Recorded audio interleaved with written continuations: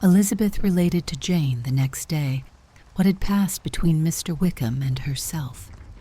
Jane listened with astonishment and concern.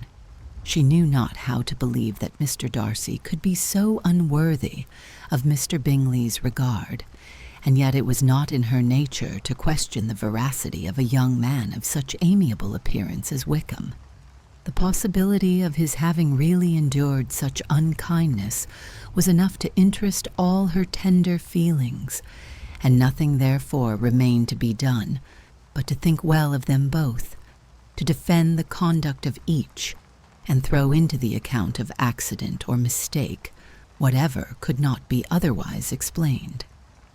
"They have both," said she, "been deceived, I dare say, in some way or other, of which we can form no idea. Interested people have perhaps misrepresented each to the other. It is, in short, impossible for us to conjecture the causes or circumstances which may have alienated them, without actual blame on either side." "Very true indeed. And now, my dear Jane, what have you got to say in behalf of the interested people who have probably been concerned in the business? Do clear them too, or we shall be obliged to think ill of somebody. Laugh as much as you choose, but you will not laugh me out of my opinion. My dearest Lizzie, do but consider in what a disgraceful light it places Mr. Darcy to be treating his father's favourite in such a manner. One whom his father had promised to provide for. It is impossible. No man of common humanity, no man who had any value for his character, could be capable of it. Can his most intimate friends be so excessively deceived in him? Oh, no. I can much more easily believe Mr. Bingley's being imposed on than that Mr. Wickham should invent such a history of himself as he gave me last night. Names, facts, everything mentioned without ceremony. If it be not so, let Mr. Darcy contradict it. Besides, there was truth in his looks. It is difficult indeed. It is distressing. One does not know what to think. I beg your pardon. One knows exactly what to think. But Jane could think with certainty, on only one point, that Mr. Bingley, if he had been imposed on, would have much to suffer when the affair became public. The two young ladies were summoned from the shrubbery, where this conversation passed, by the arrival of some of the very persons of whom they had been speaking.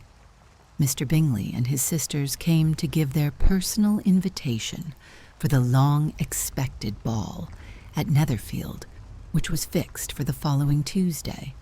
The two ladies were delighted to see their dear friend again, called it an age since they had met, and repeatedly asked what she had been doing with herself since their separation. To the rest of the family they paid little attention, avoiding Mrs. Bennet as much as possible, saying not much to Elizabeth, and nothing at all to the others.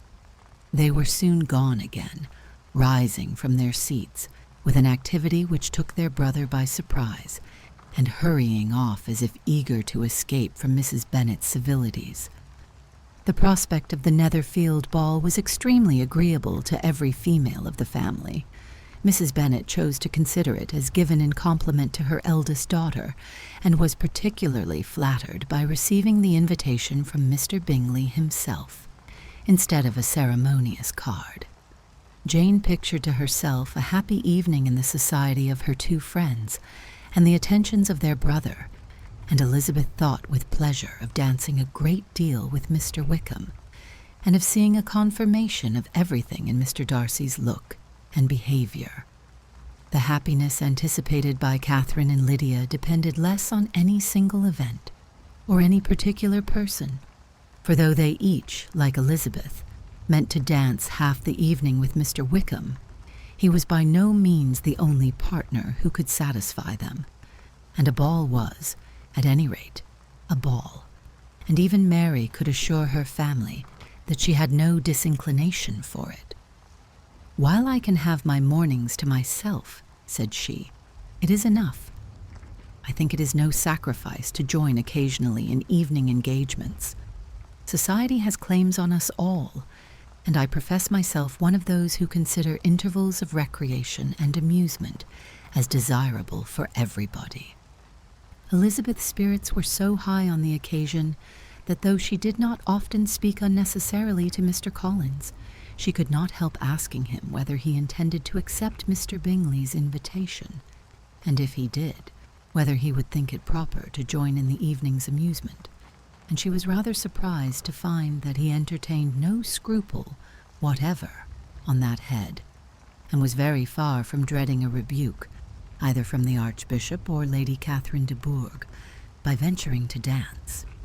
"I am by no means of opinion, I assure you," said he, "that a ball of this kind, given by a young man of character, to respectable people, can have any evil tendency, and I am so far from objecting to dancing myself that I shall hope to be honored with the hands of all my fair cousins in the course of the evening, and I take this opportunity of soliciting yours, Miss Elizabeth, for the 2 first dances especially, a preference which I trust my cousin Jane will attribute to the right cause, and not to any disrespect for her." Elizabeth felt herself completely taken in. She had fully proposed being engaged by Wickham for those very dances, and to have Mr. Collins instead. Her liveliness had been never worse timed. There was no help for it, however. Mr. Wickham's happiness and her own was perforce delayed a little longer, and Mr. Collins's proposal accepted with as good a grace as she could. She was not the better pleased with his gallantry, from the idea it suggested of something more. It now first struck her that she was selected from among her sisters as worthy of being the mistress of Hunsford Parsonage, and of assisting to form a quadrille table at Rosings, in the absence of more eligible visitors.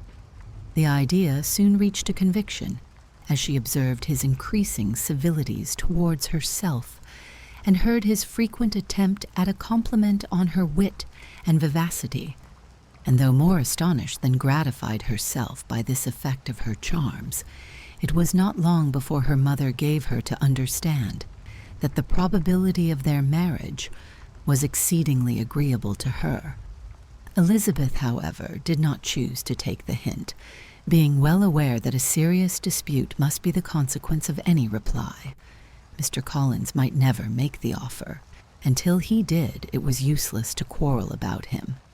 If there had not been a Netherfield ball to prepare for and talk of, the younger Miss Bennets would have been in a pitiable state at this time, for from the day of the invitation to the day of the ball, there was such a succession of rain as prevented their walking to Meryton once.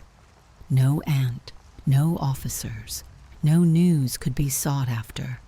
The very shoe roses for Netherfield were got by proxy. Even Elizabeth might have found some trial of her patience in weather which totally suspended the improvement of her acquaintance with Mr. Wickham, and nothing less than a dance on Tuesday could have made such a Friday, Saturday, Sunday, and Monday endurable to Kitty and Lydia.